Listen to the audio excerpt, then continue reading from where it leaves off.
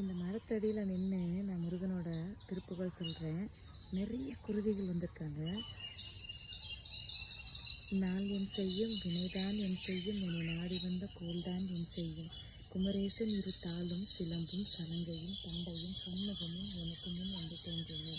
செயல்பட்டழிந்தது செந்தூர் வயற்பொழி தேங்கடம் பின் நாள்பட்டழிந்தது பூங்கொடியார் மனம் மாமையிலோன் வேல்பட்டழிந்தது வேலையும் சூரனும் வெப்பும் அவன் கால்பட்டழிந்தது என்று என் தலைமேல் ஐயன் கையெழுத்து. எவ்வளோ சவுண்டு பாருங்க, கொயட்டாக இருந்தது. அப்படியே நிறைய பேர் வந்து பாட ஆரம்பிச்சிட்டாங்க.